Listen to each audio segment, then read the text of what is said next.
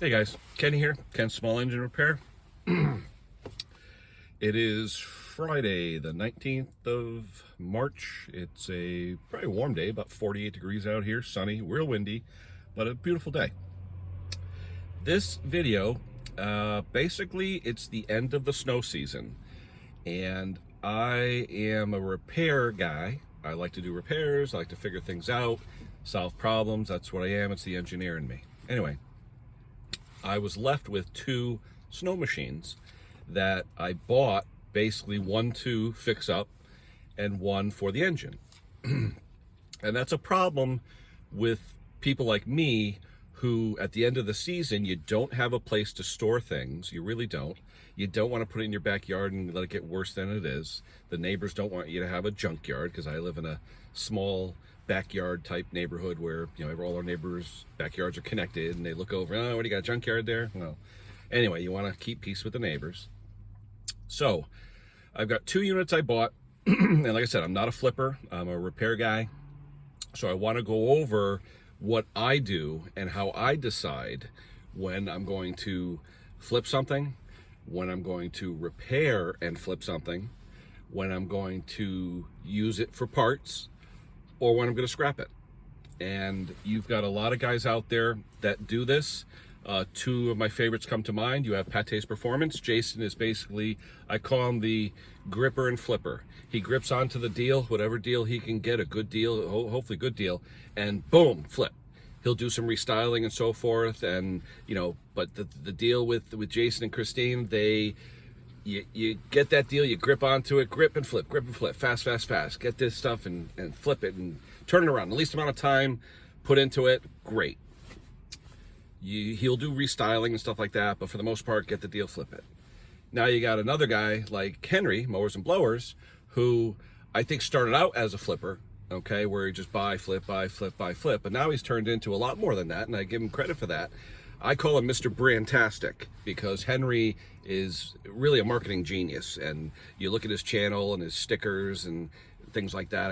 I enjoy watching him. I enjoy his shtick. I enjoy what he does. So, you know, check out both Pattays Performance and Mowers and Blowers. Great channels. Anyway, but Henry has not only will do the flipping, get something at a good price and flip it, he'll do repairs. He'll do intricate repairs too. He'll take an engine down, rebuild it, whatever. He's got time. He's retired, so he's got time to do stuff like this. He's also got time to sell parts, meaning part out a machine, and he always says, you know, sell it on eBay, you'll make money. That's all well and good, but someone like myself who works 60 hours a week, 50, 60 hours a week, you don't have the time to take stuff all apart, inventory it, put it on eBay, and run to the post office 2-3 times a week. I just don't have that kind of time. So thumbs up for him for doing it, and it's great. It's not for me. This video is going to show you what Ken's Small Engine Repair, a repair guy, does at the end of the season with snow equipment. So hope you enjoy the video. We'll see you soon. Comment, like, subscribe, whatever you need to do. But if you comment, I usually answer all the comments. So if you have a question for me, feel free. All right. And again, check out Pattays Performance, check out Mowers and Blowers, Henry. Also check out my other good friends, Bruce's Garage, Mix, Mowers. Everybody's out there. Check out my stream on Sunday morning, 8 a.m. Eastern time. You'll see all my friends out there, some great channels. So hope you enjoy the video. We'll see you soon. Okay, guys and gals, we are back. Kenny here, Ken's Small Engines. Okay, so like I said, this video was about what you do with leftover equipment. Do you flip it? Do you part it? Do you scrap it? What do you do? The two units I have here are my two leftovers. I have a Troy-Bilt 5 horsepower, 21-inch snow thrower. The engine is locked up. I drove to New Haven, Connecticut, because the pictures were taken in the rain and it looked a lot nicer than it was. I knew the engine was blown, but I figured, hey, it's a Tecumseh, I could fix it, no problem. Anyway, this one here is a true Troy-Bilt. And the way you could tell it's a true Troy-Bilt is Garden Way Manufacturing. It's a little rubbed out, but you can see right there. Garden Way Manufacturing. Troy-Bilt was owned by Garden Way Manufacturing until they got bought out years ago by MTD. If you could find an original Troy-Bilt, whether it be a tiller, snow thrower, or whatever, that was built by Garden Way, The quality is phenomenal. I mean, it's just, they're built like tanks, even the small ones. They're built a lot nicer than the MTD rebadged Troy-Bilts of today.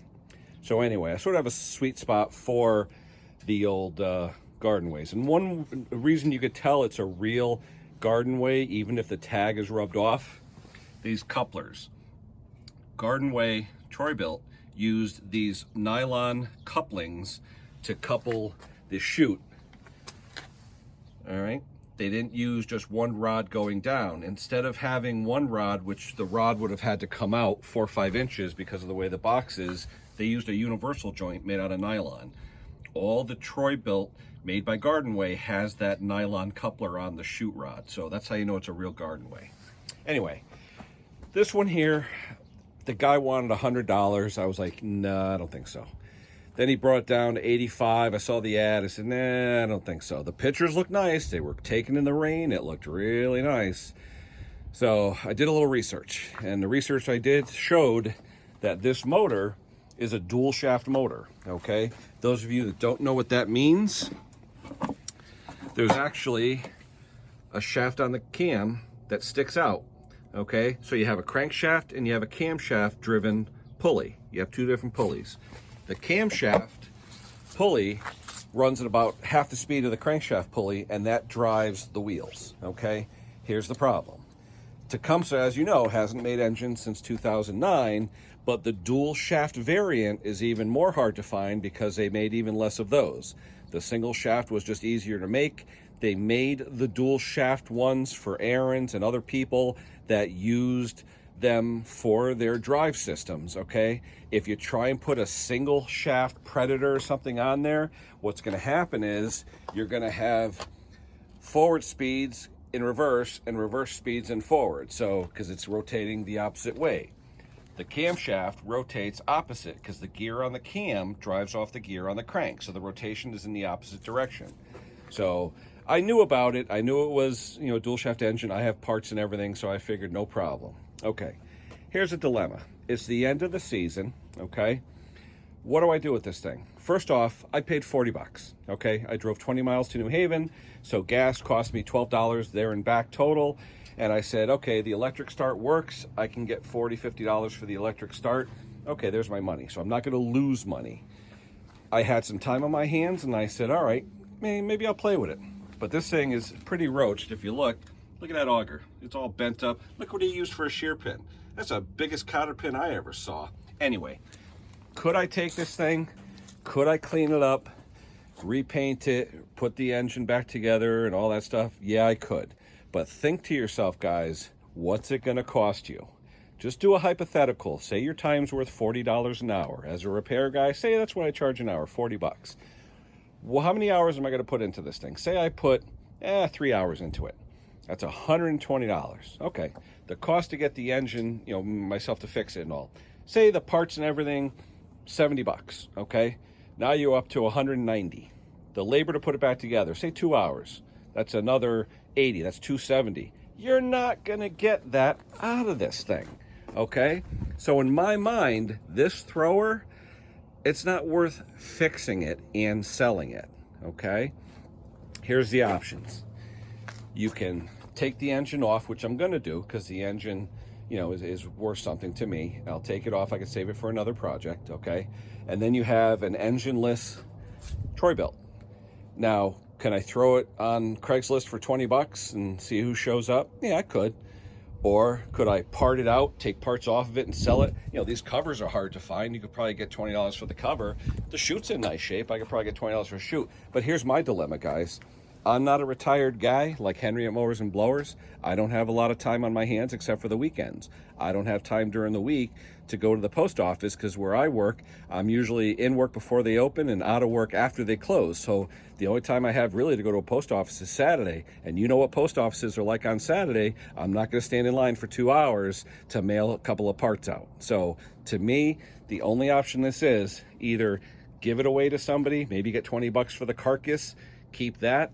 All right, that's about it. I know a friend of mine has a similar unit and he was talking about the wheels and tires, said he'll give me 10, 20 bucks for the wheels and tires. Okay, so right there, I got a starter that's worth 40, 50 bucks. I'll get 20 bucks for the wheels and tires.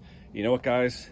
Sorry to say, I'm gonna put it on Craigslist for 20 bucks for parts. If no one takes it, it's going to the dump. It's scrap metal. Sorry, because I love the old Troy-Bilts, but sorry. All right, that's that unit. Here we have the second unit. This is a Craftsman. I bought this about a month or so ago because I needed an engine. I have another unit that my friend James Condon picked up for me, and it had a blown engine on it, and this one has a good running Briggs & Stratton snow engine on it. The only problem that it had was the needle valve was sticking on it. It filled up the combustion chamber, so he thought it was locked up. It really wasn't. I got it freed with gas, took the gas out of it, drained everything out. It was fine. Everything works fine. The engine runs great. So I was going to take this engine off, and I was going to put it on the one that James got for me and, hopefully sell it, But again, I don't have a lot of space. What do? Look at this thing. It's set outside. This thing was outside. Look at the rust. It's not rotted, but it's rusty. It's got rust all over it. It's got a Rube Goldberg repair here on the chute. I mean, this thing is pretty roached out. I mean, the controls have rust on them. Does it work? Absolutely. It runs. It throws snow. It absolutely works. It's got some decent tires, the Snow Hog tires. But here's the thing. I don't have room to store anything. So here's a dilemma. I'm taking that engine off, so now I'm going to have a carcass. But the carcass has rust all over it, okay? It's been sitting outside. It looks like they've patched it together with rivets and sheet metal screws and all that. Who's gonna buy it? All right, now, parting it out, selling parts, I don't wanna deal with the post office. I don't wanna do all that stuff. So again, without the engine, put it on Craigslist for 20 bucks, see who shows up. If nobody does, goes to the dump. Like I said, I'm not going to invest time in this. Now, someone will say, well, Ken, you're just taking the engine off. Throw a Predator on it because it's a single shaft engine. Just throw a Predator on it. Okay, I'll throw a Predator engine on. Let's do the math again, guys. Predator engine, 100 bucks roughly. You got to get the warranty, so it's, you'll get the 1 year full replacement warranty no matter what you do. If you're running out of oil, that's 30 bucks, so it's 130. All right. This thing has rust all over it. The augers have rust on them, okay? You don't want to command good money for a piece of equipment if it looks all rusty, like it was kept outside all the time. So what's it going to take me to sand this thing down, repaint it, possibly new decals, new chute top? Look at all the rust on there. Sanding it all down, repainting it, decals, all that. Guys, by the time I took my labor, and say it's 40 bucks an hour, say it's 4 hours, okay? You got 100 bucks plus 30 for the warranty on the engine, 130. 3 hours labor, 120. So you got 130, 120, there's 250. Before you even did anything, you've already gotten the 250 into it, okay? And what are you gonna get for this thing? I sell these things good running for 2 1/4. So right there, I'm saying to myself, self, you lost money. So at this point, you know what? A $20, go in the Craigslist, see if someone wants it for parts. Because for me, I bought it for the engine. I didn't pay a lot. It's got a good running engine. He actually has the electric start, which is nice. It has an alternator on it, and he mounted an LED light. So I'm gonna take that light off. It's already mounted, and it works great. I can put that light on another snowblower or sell it to somebody for $10 or $15. So at this point, guys, when I have equipment, that's the end of the season, I'm not a flipper. I'm a repairer, and my time is worth money. So when you get equipment, you have to look at the real value and what your time is worth, because it's real money. Are you going to make money? Is it worth it? It all comes down to dollars and cents, literally, both SENSE and CENTS, cents and cents. That's what it comes down to. If you're not going to make a decent amount of money, don't do it. I don't have a lot of places to store stuff. My neighbors don't want me to have a junkyard. So these babies will probably, if they don't get picked up for 20 bucks each, will go to the dump. That's it. So you got any questions or comments about scrapping or parting out or fixing, repairing? Let me know. Let me know what you think. But in my mind, bought that for the engine. I'm happy. I bought that right there for the electric start. I know someone who wants to buy the tires. I haven't lost money on that. I'm going to make money when I use the engine on something else. So right now I got something that's in my driveway that's worth absolutely nothing to me. If I can make 20 bucks each, I'm happy.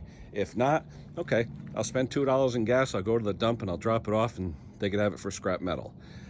The skid shoes on this one, they're worn out on the bottom. So unless I want to take those off and weld on some pads, I really can't use them. The skid shoes on this are worn out, so I really can't take those off and use those. You got to look at all the parts that are available. I could take the drive disc off of this, I could part it out, but you know what, guys? Taking off little parts is going to cost me time. It's going to cost me money. What am I going to make? Not much. So think about it when you're looking at machines to buy for parts or machines that you think you want to flip. Look at what it's really going to cost you and make that decision. Is it really worth your time to do this? If I had better pictures of this thing and I knew what it was really like when I saw the ad, never would have even gone there. But since I got it, yeah, I'll do okay. Same thing with this one. The engine, I bought it, I paid a good price for it, and what I thought was a good price, I'm not gonna lose money. So it's all about dollars and cents. Think about it. Questions, comments, suggestions, I welcome that. Thanks for watching, and we'll see you on the next one, guys. Bye-bye.